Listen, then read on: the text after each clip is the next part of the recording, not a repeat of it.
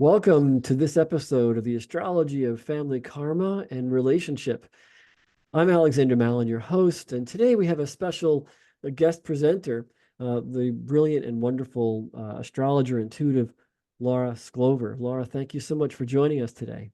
Oh, thank you for having me, my friend. Thank you so much. Yeah, it's always wonderful to work with Laura. She's a font of experience and information in her own right. And this is an interesting kind of organic episode, isn't it, Laura? Because we were sort of just happenstance on the phone, as friends. I've known Laura for forever and ever. Yeah, it's 40 plus years. 40 plus, yeah, we're dating 40 ourselves, getting a years. little friend. Actually, a little 45 years. Um, so that, yeah.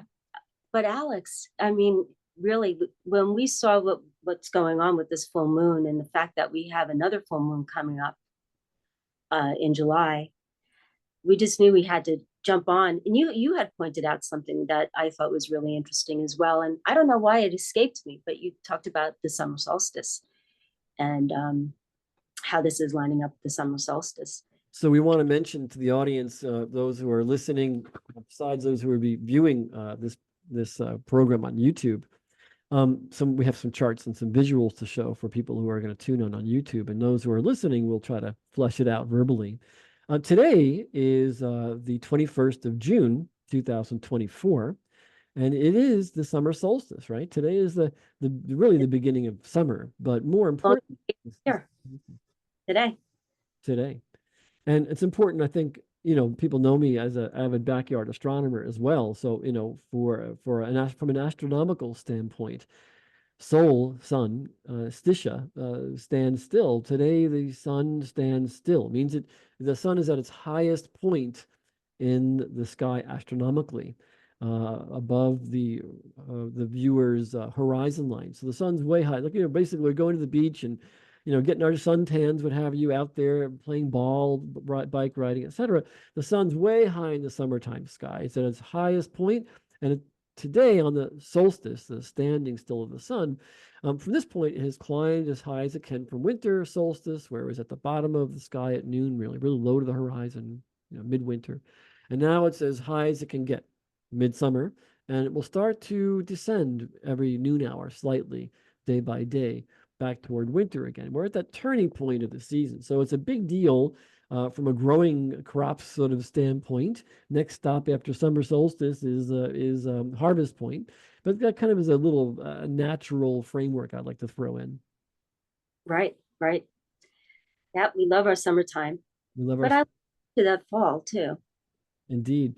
So, Laura, what had us, you and I, think that this would be a program we should throw out there? Not only is it the summer solstice, happens every June 21st, but this. Well, oh my gosh, you know, just thinking about what's going on in the world today in particular. We're coming up on a presidential debate next week, which you and I had touched on, which was something that it doesn't escape me that a lot of these planets, as they progress, are going to be making aspects to the presidential candidates as well as the U.S. chart. Mm-hmm. And maybe at some point we can look at that. We totally will. We did throw up some charts there, and we were kind of kicking them around together, Laura and I, before this. And we said, hey, let's just record. Let's just throw ourselves on there. This is juicy stuff. But today, we're talking at 12 o'clock, 12:30, 1 o'clock or something. Here it is. It's 4 o'clock Eastern time. That's right. But today is, so it's a summer solstice today, June 21st. The sun is at the highest point, and we have the longest day, the shortest night. The most visible light today versus the winter, the shortest light, the longest night. Here's the longest day, shortest night. That's number one. Number two, today's unique, Laura, because it is a full moon day. In fact, I'm going to bring up a chart to show the folks out there where this graphic will literally show us this full moon chart for today. The full moon on one side and the sun on the other. Of course, that is what a full moon is, after all. We'll do a little really brief riff because again, the astronomy part, it's hard for me not to go there and just make sure people. I know it is, my friend. I have a hard time. I want to. You can't separate the astrologer from the astronomer in you. No way, Jose. That's right. So we have the sun on one side and the moon on the other. This full moon chart, I set Laura to Washington, D.C. In terms of the U.S., we are sort of like, D.C. centric, everything is sort of DC. I mean, these days, of course, politically speaking, yeah, DC, it's DC centric. Right. Happens to be on the East Coast and in specifically DC. Today, June 21st, 2024, full moon happens exactly by 1 degree of Cancer, 1 degree of Capricorn, and 7 minutes of arc. Happens exactly at 9:07 p.m. Eastern Daylight Time in DC. Literally just 8 degrees or 24 minutes after sunset today. So right after sunset, we have technically full moon. And also we have full moon rising at that time. And I think a really helpful astronomical groove to think about with charts that are really the upper half of a chart is always what you visibly see in the sky. If the observer stands on the earth, that halfway point of a chart, that chart being cut in half, the observer stands on the earth and looks at the sky above, what's rising, what's culminating, what's setting. We have it here, what's rising, what's culminating, what's setting. So today, 9:07, just about 28 minutes after sunset, rather, we have moon rise here, full moon rise tonight. That will be happening around 9 o'clock Eastern time. So that's the astronomy of it. But there's one little thing I'd like to throw in there in terms of the astronomy of it. What is it? What is this? How do we know full moon? Oh, we have the Earth and we have the sun on one side and the moon on the other. In fact, they're all lined up. The sun, the Earth, the full moon.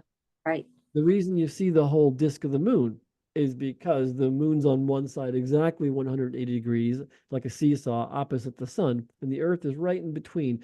Laura, when these things line up just right, that's when we have 4 times a year eclipses, 2 solar and 2 lunar eclipses a year. Yeah. Everything lines up, just right spatially. But every month we have a new moon when the moon is, from our viewpoint from the Earth, the moon is near the sun somewhere. So we don't see the reflected light of the moon. And every month we have a moon cycle. And as a woman, you definitely know something more about the moon cycle. Know a little about that. Yep. Yeah.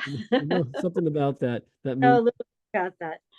Yeah. And they say the full moon every month is about a celebration of awareness, of awakening. It's like it's that full moon cycle. The moon is really, really bright. We see the whole disk of the moon, and so it's a standout. I always think, Laura, of harvest moon when we have this kind of cycle, harvest moon.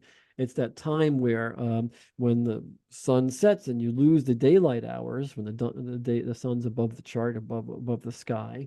When you have instead moon rising, full moon rising, in the fall, pardon me, we could carry the daylight forward with the light of the full moon, and the moon is very high in the sky. There's something else about today's chart that I want to throw out there for the astrologer astronomers are out there, and that is that we have 3 planets that are out of bounds. Out of bounds. The moon. Yeah, talk about that because I think a lot of people don't know about that, and I didn't know about it until you started explaining it. Can you tell the audience? Yeah, so the zodiac itself is the path of the sun. It's like literally astronomically watching the sun day by day, trace its pattern in front of the backdrop of stars that we call signs of the zodiac.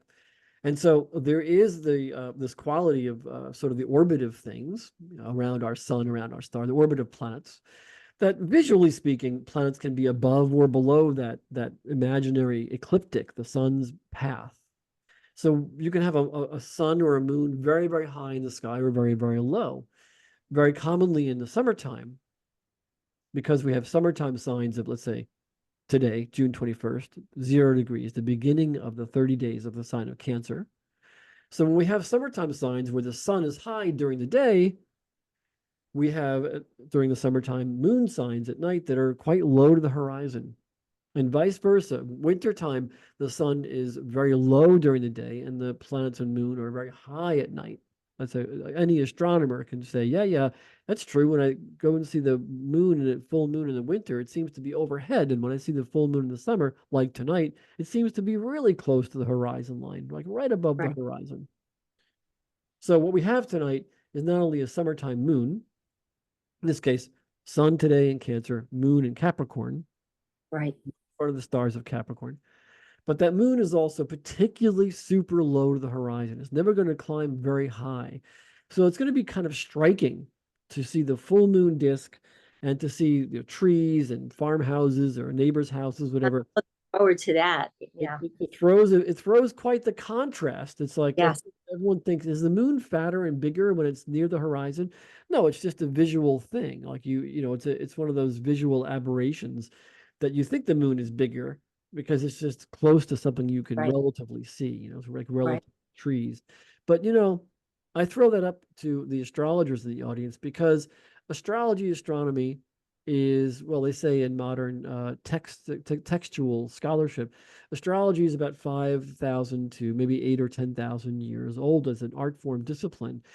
I always say astrology, fire and stars. When you were, early man, the seasons and the signs and the moon and the visibility, all of this was really like natural and survival oriented. So our moon and fire and stars goes back. So when we have a moon, this full moon tonight, this summer solstice moon, it's a big deal. We're really feeling it, seeing it, and it comes up in our show today, right? We thought Right. we should do this program of this summer solstice, one of the four big seasonal turning points, and Yeah. this full moon by happenstance on the summer solstice, when it's happening a week before the presidential election to come. Right. And then I'm curious on the other side because we are having another full moon in Capricorn, July 21st. So June 21st, July 21st. And I'm curious to see how that shakes out, how that looks. I don't know if we'll have enough time to look at all that today, but that'll be something interesting to look at as well. Well, that's another reason we jumped on this like last minute idea, isn't it, today? That wow, not only do we have a summer solstice and a full moon, but we have exactly on the 21st today, June 21st, 2024, and July 21st, 2024, two consecutive moons. Yeah. We have another full moon, again, Cancer, Sun, Capricorn full moon. Today at 0, 1 degree of Cancer Capricorn, July 21st at the last degree, 29. Right, the anoretic degree. So that's an anoretic degree. You're going to And have to, we can kind of uncover at some point. well, you mentioning it now, I think this is the time. Why don't you fill the audience in on what an anoretic degree? Well, no, I'll let you, as you are the professional astrologer amongst the two of us here, but go ahead. Well, in astrology speak, every sign, you've got 12 divisions of the season. That's what the signs are. They are season signs, I call them. And you got 12 divisions, and they go from 0 to 30 degrees of the sky, literally, astronomically, each sign. I mean, a good way to really kind of make sense of that is if you basically take, two hang 10 symbols and put your thumbs together and hold it up at arm's length to the sky, that's 30 degrees. That's a sign. That's Right. how far the sun travels, at arm's length every month. So every month the sun travels these 30 degrees of 360 of a full season.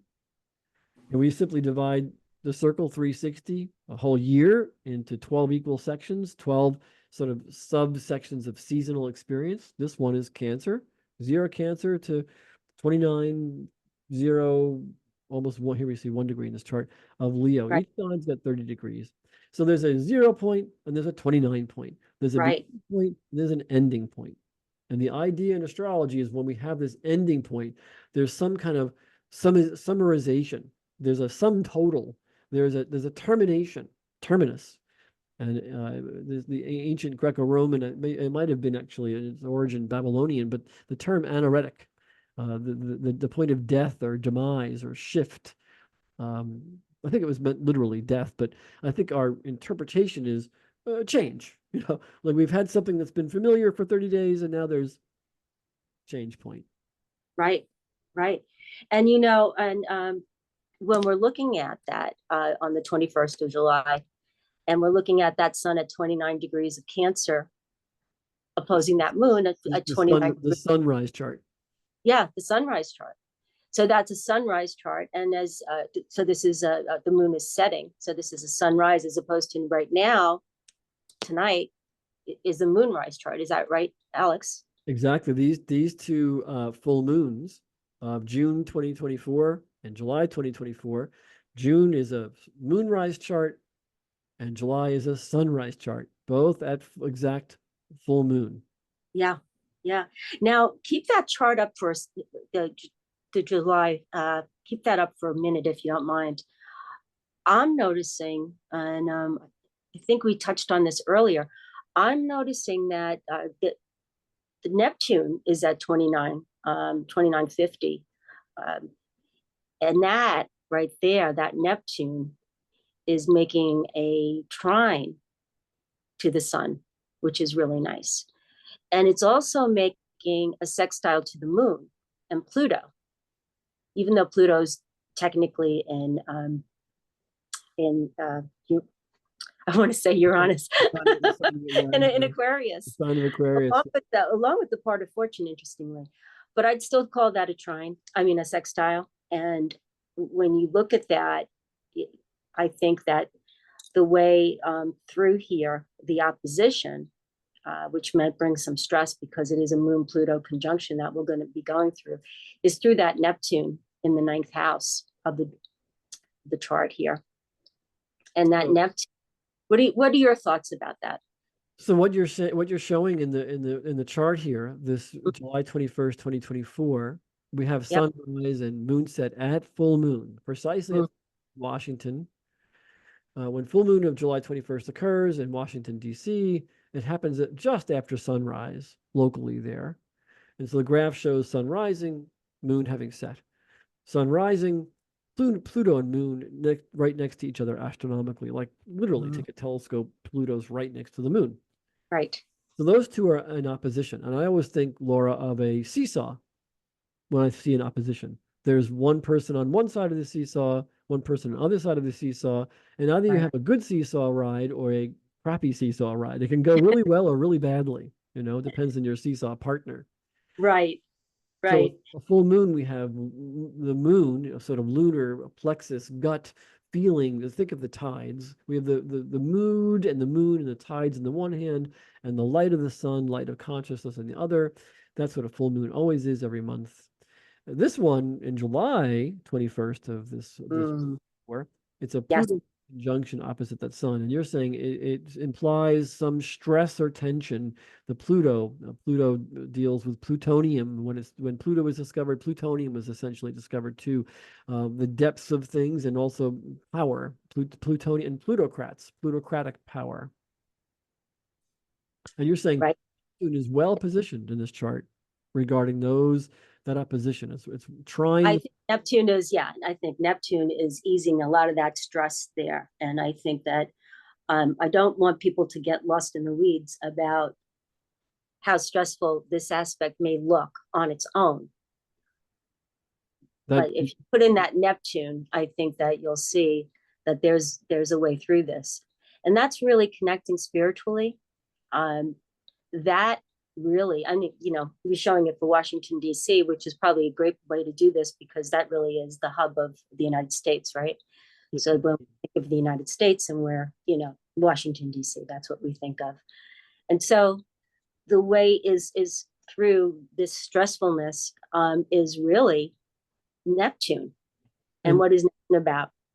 Well, in Neptune in astrology parlance, basically in sort of mundane daily life, we'd say Neptune is a few things, right? But it's coincidence. Right. I'm sorry. Positive aspect, I would say spirituality. And higher thinking. Well, here's today's chart, June 21st. And again, that Neptune is still rather important in today's chart, although it's making square. Technically square. Here the chart shows the 90 degrees, not 180 like the full moon, 180 like a seesaw, but Neptune's at the midpoint, that tipping point of that square. I wonder if this demonstration, this display, proportional houses, shows it a little bit better. Sorry about that. Get rid of that chart. Yeah, so I wonder if proportional houses shows it. And here it does. It shows that moon rising, that sun setting today, and Neptune like right in between, like the pivot point of the seesaw.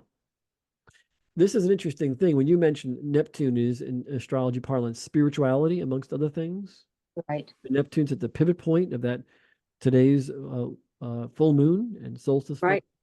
Mm-hmm. Neptune spirituality,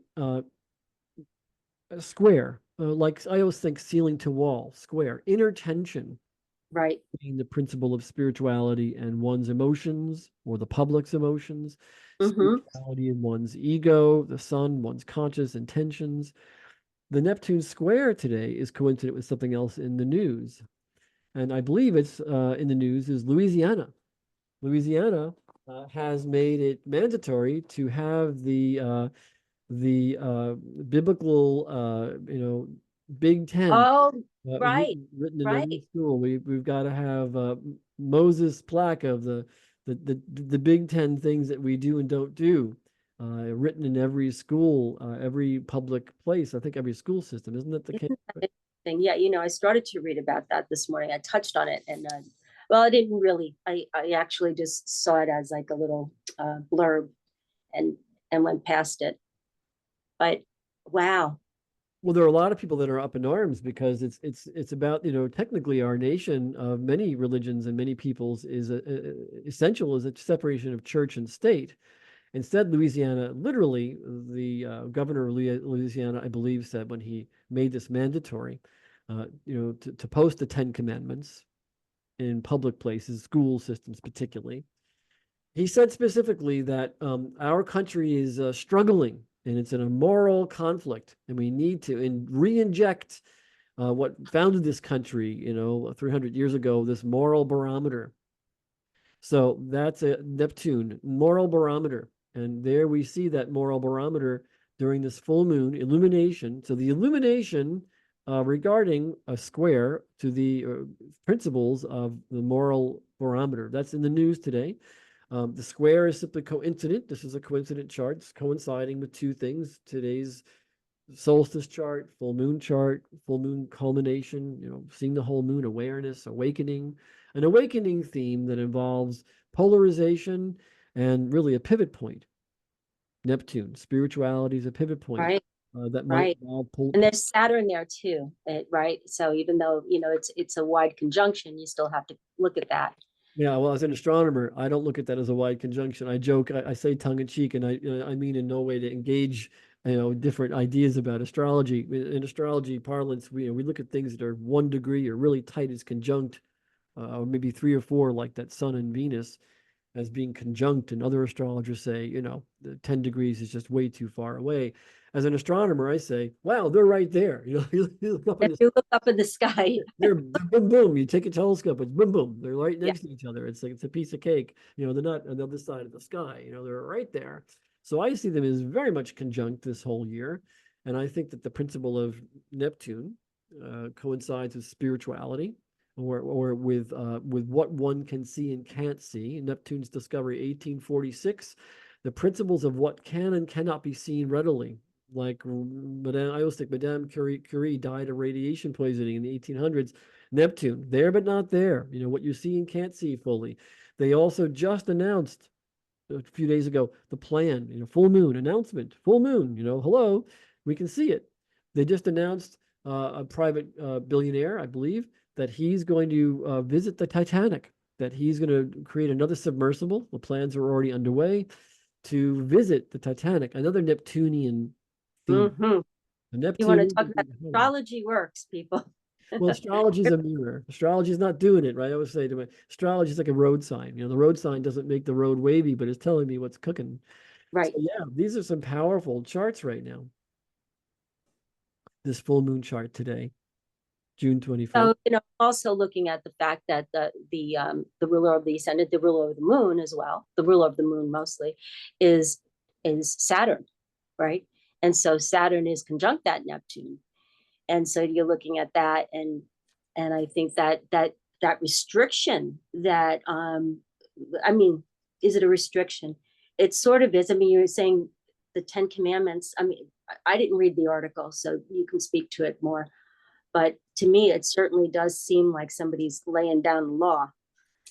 Well, Saturn is Chronos Yeah. in history. Saturn was for eternity in terms of astrology, astronomy. The farthest, lowest orbiting planet that you could see with a naked eye. And therefore, Saturn symbolized the rule, the bottom, the judge, the final statement on things. Chronos, Father Time. Yeah. So Chronos, Father Time, and humans experience Saturn cycles. Again, I'm not saying Saturn makes it. It's just that we watch these cycles of nature. And oh, what do you know? You know, Saturn's orbit's 30 years, age 30, age 60, age 90. It's always a marker of major developmental change for people. So Saturn structure, you know, social structure, Neptune spirituality. And it's right now at the bottom of this chart, visually speaking. Kind of brings up themes in my astrology of family karma podcast and ideas. It brings up themes of the roots of things, the roots of the nation. And I was kind of wondering, I think I was playing around with you earlier, chart wise, and we were looking at Yeah. the full moon chart today, against the US chart. That's the July full moon. Sorry, thank you. Here we are. Is that the right one? There we Yep. go. Now you got it. This full moon. Thank you. Against the US chart. Here's the US chart. Well, that's interesting. Wait, bring it back up again. There's the US chart and Yeah. the transit, the full moon right now. So, you know, again, looking at that, the sun is applying to Venus in the chart of the United States. And obviously the Venus in the sky right now is at 5 degrees of Cancer. It just passed that 3-degree mark of Cancer in the United States chart. But it's right on Jupiter in the United States chart. So isn't that interesting? Well, this full moon is sure powerfully aligned to the US Active, chart. yeah. Yeah, we're having our birthday, the July 4th coming up. We're having our Mhm. birthday chart coming up with the sun approaching sun. It happens every year for everybody when the sun returns to your same day, your same birthday. It's a solar return. So, excuse me, we're having a solar return coming up in about, 12 days from now. Uh-huh. We're having a Venus return that just happened over the last 2 days. Right. We're having a Mercury return that happens at the end of the month or maybe 2 or 3 weeks from now. Oh, right. So 3 of the principal things in the US chart, Right. Mercury, Sun, That Venus, this full moon is really activating that, picking it off in a way that right would on, be, right, yeah. right. So I'm really This full keeping, moon keep an eye on the news because I think a lot of interesting things are bound to show up. Well, one thing I was saying earlier, the connecting the dots was Yeah. this full moon chart that has that Saturn Neptune at the midpoint of the full moon. Yeah. We talked about the 10 Commandments in Louisiana schools, and Texas is bidding to do that now also. Church and state issues, spiritual issues, concrete, tradition. Saturn is tradition, spiritual tradition. At the bottom of the chart, we look at it against the U.S. chart, and there's Saturn, Neptune again. The bottom of the chart, the U.S. chart. Here's the U.S. chart in the inner wheel. It transits the sky right now. Summer solstice sky in the outer wheel.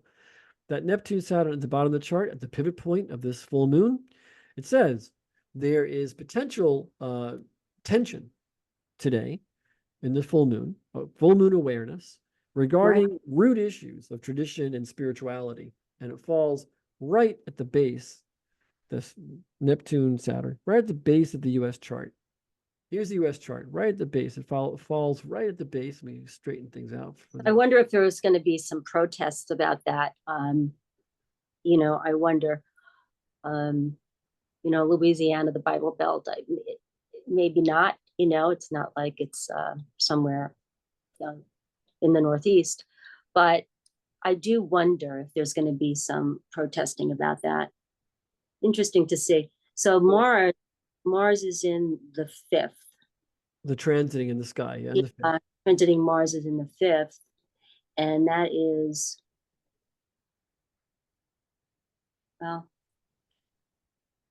yeah. But how would you read that, Alex? Well, I would read that Mars is approaching Uranus. I'd read that Mars is beginning its approach over the next few weeks to Uranus. Right. Disruption, Right. explosive disruption. I would read that Mars in early Taurus, when I think about the U.S. chart, as approaching Mars' next stop in Gemini. That will be happening about a month from now.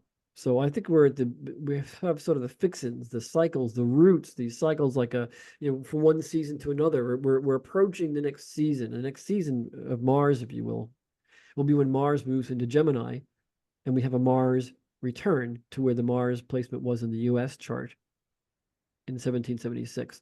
So we're getting ready for a 2-year orbit. It happens every 2 years for everybody. Mars comes back to Mars in the U.S. But the rest of the fixins of what's happening, the rest of the big fixins, these big cycles that are happening with the U.S. chart being activated by Mars, that's a different story. So astrologers will link these multiple cycles together and say that's kind of a standout theme in about a month from now. But right now, I look, Laura, particularly as you said, we're having a birthday chart. We're having July 4th come up. We're having a Venus return, a Sun return, a Mercury return, and all of this while we have this big, beautiful full moon.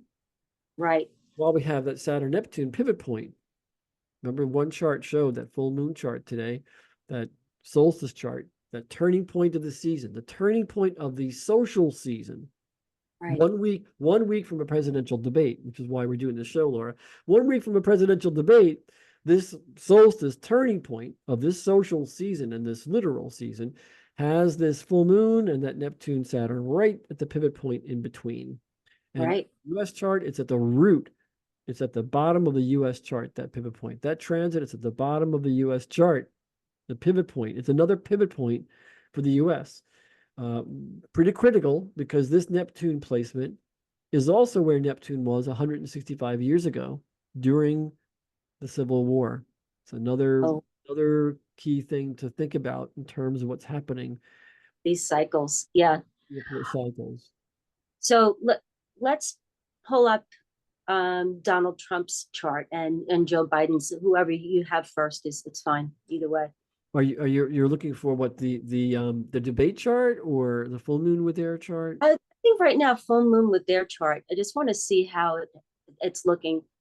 The debate chart, yeah, let's look at that at another point.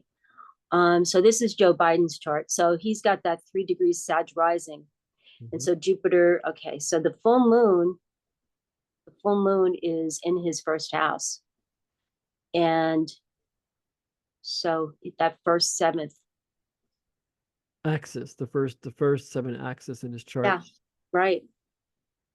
The sun is sort of, the glow, the sun, the spotlight in the area of partnership, and the moon, the inner sort of continuity of a person in his first house of his chart. So that opposition of that full moon chart of today, that was summer solstice full moon chart, that has this opposition, full moon, every moon's a full moon, sun on one side, moon the other. But this full moon has that Neptune Saturn pivot point. It's interesting that Joe has Sag rising in his birth chart, and the US has Sag rising as well, if we use the sibling. Yeah, you had pointed that out, and I think that's really interesting. So where the US chart has this pivot point, Neptune Saturn at the base of the base of the US chart right now, these years, it's equally and also at the base of Joe Biden's chart, that same Saturn, Neptune. Right. It's at the root of his infrastructure of his world. And it had me wondering, Laura, like where since the full moon, this summer solstice full moon today, falls with that Saturn Neptune at the base of Joe's chart, what's cooking in Donald's chart? Yeah, well, I'd like to see that chart. Oh, good, you got it. So the full moon, let's look at his chart. Well, the full moon chart today, first of all, the sun just came out of Gemini. So Donald Trump just had his birthday about, like a week ago, roughly. That's number one. Donald Trump, number two, is having a Mercury return during this full moon, right back where it was when he was born. Number three, the moon in the sky, the full moon in the sky falls very close to the moon position in Donald Trump's chart. Donald Trump himself, let me see if I can bring that up. It's out of, you're going to get some blowback on that since his moon is in Sag at 21 degrees. But okay. Yeah, I know. I'm saying Yeah, last night, basically, the moon last. right. But he is a full moon baby. So that's another interesting thing, Not only right? is Donald Trump a full moon baby himself, the moon on one side, I mean, the sun on one side, the moon on the other, he is also an eclipse baby. Donald Trump was Yeah, born during a lunar eclipse, yeah, where the yeah, light of a moon, in astrology parlance, one's mind, one's gut mind, the light of mommy or mothers or women is blocked out or occluded by the earth, by the material earth blocks out the light of the moon, so we don't see the full moon when Donald was born. We see the sun and the earth, one's ego and materialism trump, pun intended, one's feeling state and one's family and one's emotion and one's women. Which, by the way, I'm sorry, this is when Alexander's got to be naughty. I've got to be naughty and say, this brings in another slide that I thought about preparing, kind of an idea of this, this full moon, this turning point, this Cancer summertime full moon we're having, the beginning of summer and family coming back together. It brings up the theme of family. This right, presidential election, after all, talks about the first family, the U.S. first family. What we're discussing right now during this upcoming June presidential debate is who will be our first family. right, right. And they're not letting Kennedy. He's not going to be on that stage. Unfortunately, we're not gonna. He's not going to have his time. When I say unfortunately, I have no I have no preference here, but I think he should have at least been allowed to be on Well, stage. Have the I bring up Kennedy's image here, Laura, because I do feel that one of the things we can think about is the Kennedy legacy. Back during the Kennedy's legacy, of course, there's this idea. I think that they called it Camelot. They referred to the right, Kennedy family as sort of the American Camelot, the American family. It was, the American family. And obviously, um, John and Bobby Kennedy were critical players at a critical turning point in U.S. history. And you and I can probably riff on the fact that astrologically speaking, we're back as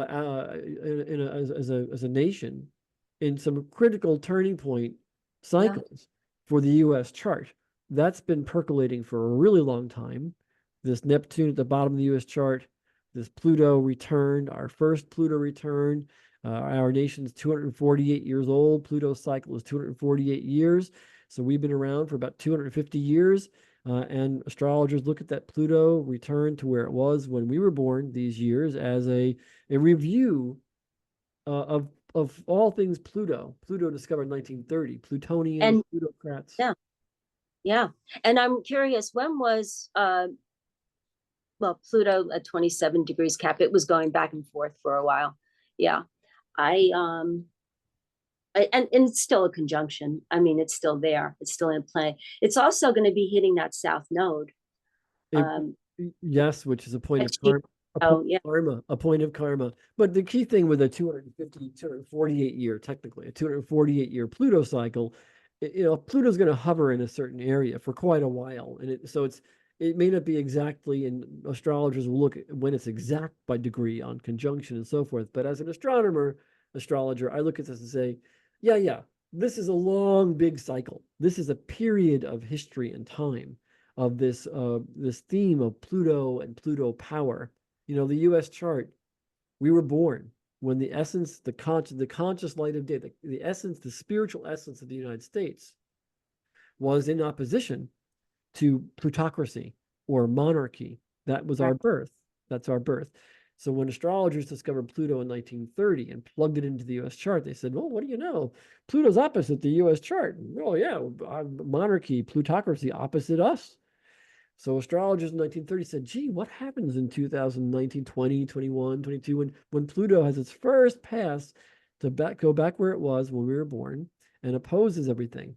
Well, we've had George Floyd, we've had Breonna Taylor, we've had Roe v. Wade, we've had Vladimir Putin, we have a goodly number of plutocrats rising worldwide. Plutocracy and plutocrats are rising, dictators rising worldwide as they had in 1930 and in the 30s.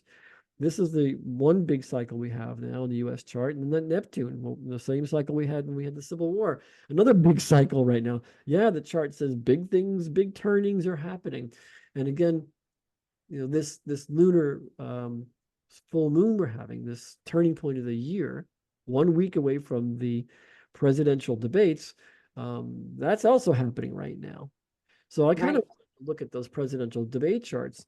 Here's the presidential debate against Joe Biden's chart. Joe Biden's chart, the inner wheel, November 20th of 42, Joe Biden. And here's the presidential debate chart on his chart. Right. Again, because Joe Biden's got Sag rising, the US has Sag rising, the US Neptune Saturn cycle. Joe Biden's chart has that Neptune Saturn cycle. The night of the debate, the moon is in Pisces, right? Astronomically, truly, right in between visually Saturn and Neptune that night. Well, yes. Right at the bottom of Joe's chart.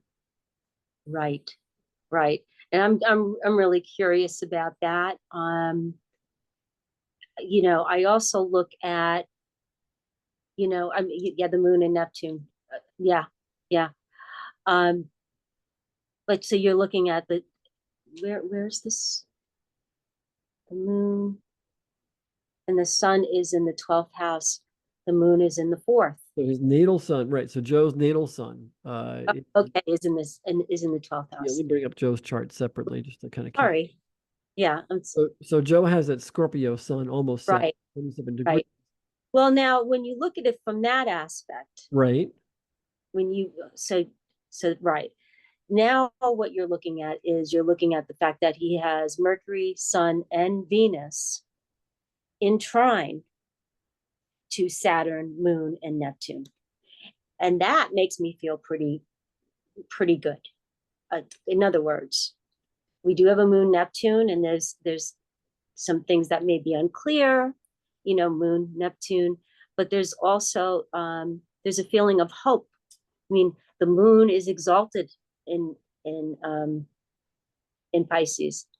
Neptune is in its home in Pisces, right? The moon is not technically exalted, but yeah, the moon is nicely placed by some standards in a water sign, a water sign. Pisces is my bad. Yeah, it's okay. And so the moon's well placed in water. Joe Biden has his sun in water sign, Scorpio, and his Jupiter in water sign, Cancer. And so these late degrees absolutely provide some good, if you will, some good juju. It sort of says Joe Biden is maybe in a good groove, during this presidential debate, and will emotionally appeal to the American family, the American public. Moon is trining his Jupiter. Moon is trining his sun. That's what you're referring to. Right. That has me bring back this slide. Moon is trining his Venus. This slide, and I purposely chose these slides. I make no bones about it, folks. Yeah. This slide shows a black and like all American family there, don't they? This slide shows a black and white of Jill and Joe Biden and their kids when their kids were little kids, when their kids were when both Hunter and Bo were there. And this slide talks about and shows like this quintessential American family, kind of like the Kennedy family. I always thought that Donald Trump and his ideas were to follow the Kennedys. I think and I believe, and I still hold it, that Donald Trump believes the Trump name, the Trump icon, is the next and better thing to the Kennedy Camelot empire. I think Trump has always thought about having an empire, a monarchy of his own. Really, he wants to get rid of the Constitution. He wants to have unlimited terms. He doesn't want to concede. He wants to remain in some form or other monarch. Trump loves and idealizes other national leaders who are essentially monarchs of their nation. That's definitely Trump's sense of empire. So Trump has this ideal of empire, but we also have to look at his family dynamic. What kind of family vibration has Trump shown the world? What kind of family experience has has erupted during his time in office and his time after office, in contrast to the family values that we see the Bidens portraying? Nobody's perfect. And yes, the issue with Hunter, people made a big deal of it, and maybe they should. I can't talk to that. The law of the land spoke about what happened for Hunter recently. But nonetheless, we certainly see with Joe Biden a person who is extraordinarily attached to family. And when we look at Donald Trump's chart itself, Yeah, let's bring that chart up. Yeah. Donald Trump's chart shows a lunar eclipse, a moon that is blocked out by the Earth, by the material Earth. I think it's a very fitting descriptor of Donald Trump, his outer world personality, and his inner world family dynamic, and how they are not in concordance with one another. Like my little video, rather my photograph implies, they're kind of all these individual players, these elite. That's what always shocks me, Laura. That these are the elite of the elite of the elite. I mean, he's a self-professed billionaire, not a common person. And Joe Biden, he talks about Scranton, and we kind of laugh when he does, but this is a guy who came up from a scrappy childhood family values, American family background. That's who Biden is. So during this lunar eclipse time, this solstice, this Cancer solstice, this summer solstice full moon today, June 21st, it's all about highlighting, full moon, highlighting family gathering, the beginning of summer and family uniting. And this is Right. preceding this upcoming presidential Yeah, debate we're having. yeah, so I'm curious to see Trump's chart with the date of the presidential debate, which will start at 9 p.m. And that's going to be in Atlanta. Um, so let's look at that. So here's that presidential debate, June Yeah. 27th, 24, 9 p.m. Atlanta, The Georgia. moon in conjunction. I'm sorry. No, go ahead. Well, the moon Neptune conjunction in the eighth house speaks to, he's very good chance he's going to not be truthful, right? I mean, or something's hidden, something is right. Moon, Neptune in the eighth. Well, in an astrological tradition, the eighth sector of a chart talks about resources. So one would think that perhaps either the questions or where he'll go himself might involve resources. It might also involve security, issues of course, criminal security, safety, laws, the border security, money issues. So Trump will be focusing on money issues for sure. That moon, the moon travels swiftly. The moon is the fastest moving planet. So astrologically, for those who don't know astrology, the moon always describes sort of day by day, sign by sign, what's kind of cooking, where our focus point is. That presidential debate, the moon's in Trump's eighth of money. So it's all about money and trying to focus on where our monies are as a nation. During the presidential debate, Joe Biden has the moon going through the bottom of his chart, the sector of family. So right. The thrust of Joe Biden's discussions, perhaps during the debate, will be about the family, will be about the roots of the nation, the roots of the nation, the roots of the family, the roots. The bottom of the chart in Astrology 101 deals with home and family roots, tradition, family traditions. So the presidential moon, the presidential debate rather, of June 27th, the moon of that day falls in Biden's fourth house, family roots. The moon of that day during the debate falls in Trump's eighth of money. Right. Well, money, you said it just like him. Money. Yeah. Inheritance, money, legacy, death, themes of life, right?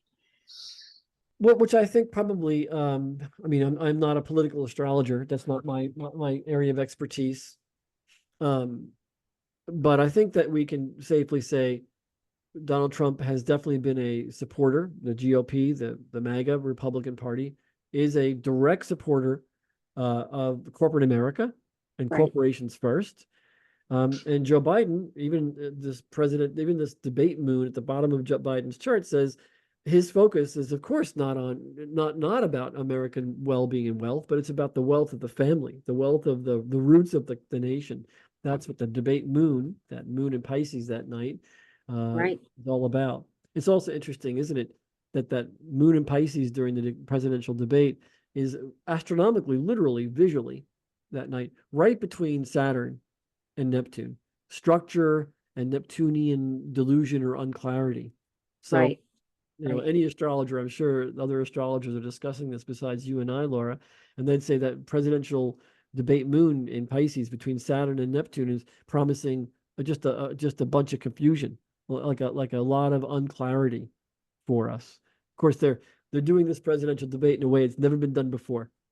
There's no audience, and each candidate, Oh, there's no audience. there's no audience, and each candidate has their mic, and Uh-huh. they're not in control of their mic. Oh, wow. So there's no audience. And oh wow. I didn't, I've not been paying attention to the news the way I used to. I used to be, as you know, I was really a bit of a news junkie there for a while, but I had to kind of step back. So you're telling me something that I actually didn't know. Yeah, I think that my computer's doing funny things. I think that okay, computer. I think that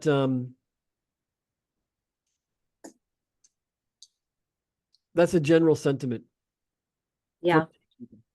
this idea of enough is enough, saturation of news, saturation of difficulty, saturation with Republican Democrat, saturation with toxic warring, fighting. I think a lot of people are tuning out, and I think a lot of people are tuning in to Neptune, to the message. I always Yeah. say, why is Neptune the message? What makes Neptune the message? Neptune was discovered in 1846. Neptune was discovered when we basically began to have media. Film emulsions were discovered. The silent films, and then the talkie films. Radio, radio broadcasts, international media. It all began when Neptune was discovered in the 1800s. Neptune in the U.S. chart is at the top, the career sector. The Neptune in the U.S. chart is at the top of the chart. It says our nation's a nation of media. That's for sure. The media is the message, was an old phrase, Marshall McLuhan. The media is the message. And we tune into the message, the media, really more the hype than the substance. Most I think this whole presidential debate, most people already have their minds made up of who they're voting for. Right. But right. I think basically it's just going to be seeing how well they do. And for people who maybe are on the fence. And maybe it's just a little bit of entertainment, sad to say, but that might be what it is. Well, the moon in Pisces. The moon in Pisces is a moody moon, emotional. Moon conjunct Neptune is the image and media. So the media, literally the lighting, the microphones, the media, the theatrics, their ability to act. And a lot of pundits will say, if we go back in Americans' history, it was all newspapers. It wasn't instant. It wasn't like, whatever, instant, immediate, what you can see. Now Right. it's all about how well one carries oneself as a politician with the media. It's not enough to be a functional political, financial world leader, or even just a leader. You've got to play well for the microphone and the camera. Right. And that's Right. what this presidential debate is definitely going to be about. And the moon, Neptune being media, just slam dunks that reality. It's going to be interesting. I'll be tuning in. I mean, I'll be tuning in for sure.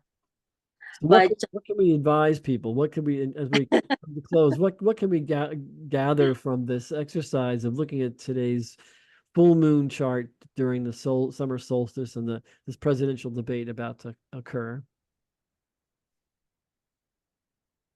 well, what can we? That's a good question, Alex.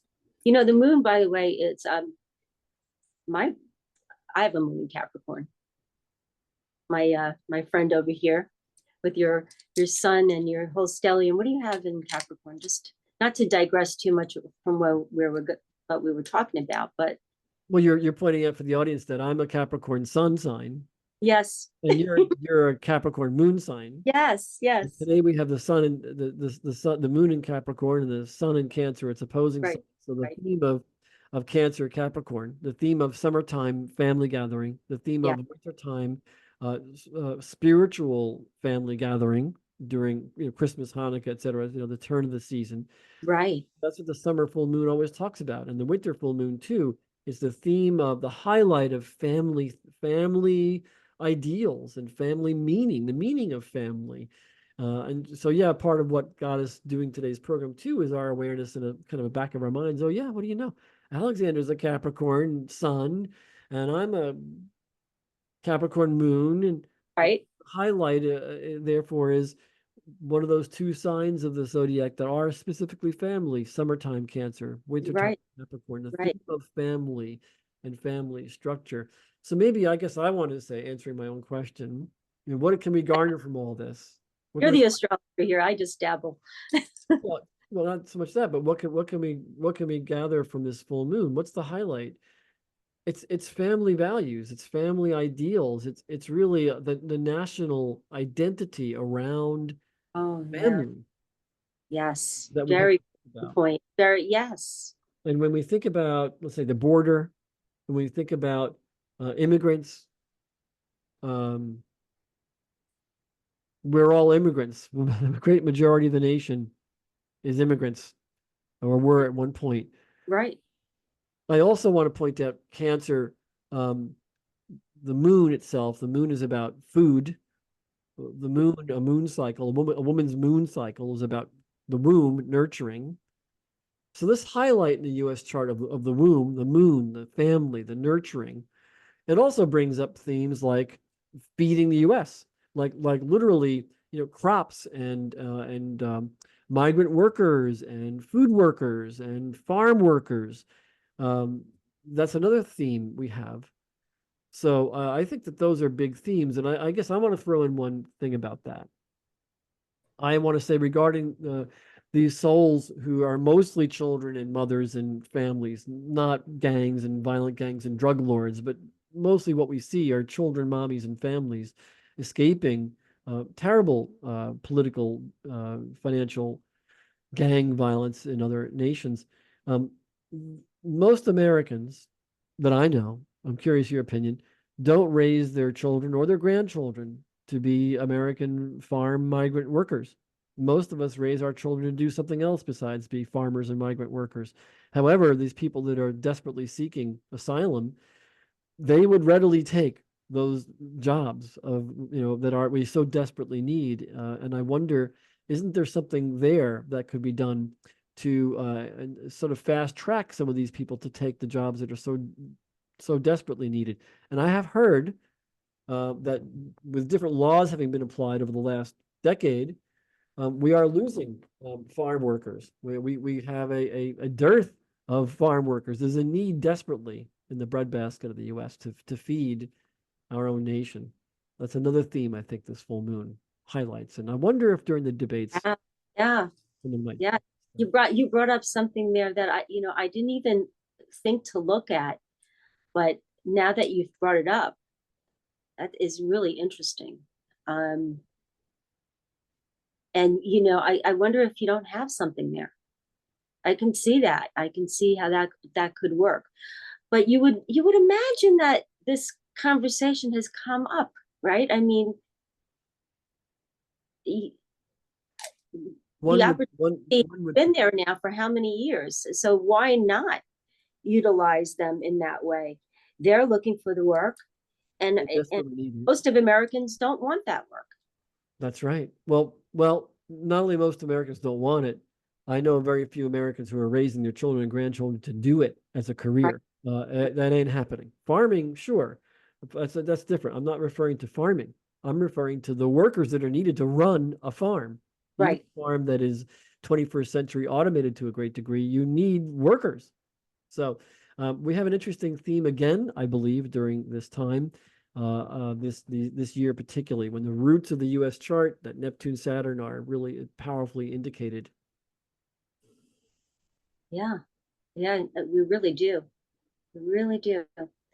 Well, what do you think in closing? What are your thoughts here? So I guess I want to have us both think what can we how can we pull together some ideas for the listeners and viewers about this full moon. I think that the idea, first of all, full moon, it always is that they're opposite in the sky. There's an awareness of balance. There's a theme of balance. Mm-hmm. This particular full moon, and then we have another full moon in July, as you pointed out, and I had missed it altogether. Two full moons in Cancer Capricorn, the signs Cancer and Capricorn of family and family Right, unity, the summertime sign of Cancer, family unity gathering, the wintertime sign of Capricorn, spiritual unity, family unity. Not only one's personal family, Cancer, but one's global or national or local family, Capricorn. right, Those are right. the themes that are really highlighted right now. And I think that that's what's percolating. At least astrology, I think one way we could use it as a tool is to kind of highlight complex themes, themes about our own personal birth charts that are complex to make sense of our lives. Your personal birth chart, my chart, give us an objective viewpoint of the cycles that were happening when we were birthed out of mom's body, when we came into our Right. family. Our chart is an event of our entering a family social system. And that's what a birth chart for a nation is. And again, we have a July 4th, a Cancerian nation, the nation whose premise is here we all are together, nurturing one another is the premise, escaping Sun in the U.S. chart opposing Pluto, escaping plutocracy. That's another really big theme that we have these years to look at. So I think that the full moon is intending, or if you will, one way to use this frame of time is to be thoughtful, mindful about who am I, what do I feel, what do I need, who are we collectively, as certainly as a nation, when we see these presidential candidates debating or really telling us what they're going to do for us and how they're going to support us individually and collectively. Well, the astrology charts of things say Joe Biden's focus will be on our roots, our collective Right, social right. family roots. And Mm-hmm. Donald Trump's chart says the focus should be on money and earnings and corporate earnings. That is what he's promoting. And I want to add one last thing before we close. Just yesterday, financial scholars were saying that Trump was promoting another idea. Remember that full moon in the chart? Uh, Yeah, that full moon was the debate moon was in Trump's eighth house. right. You want to bring that up again? Yeah, here it is. Uh, he actually came up with a plan and released a plan very recently, or at least it was put in the media very recently, that he would get away with income tax. He would dispense with individual income tax. Sounds great to me on the surface of it. Yeah, sounds good. Well, all the fiscal pundits said that is the absolute worst, like beyond, it's beyond laughable. It's phenomenally destructive. The idea that we'd get rid of income tax and instead have tariffs. Tariffs. What would happen is that would throw the US into an incredible spiral financially to get rid of taxes. Imagine if you had no income tax to pay for everything that we're doing, everything that needs to be done, instead tariffs. That appears to be, according to all economic pundits, beyond the worst idea that any president has ever even dared have exit their lips.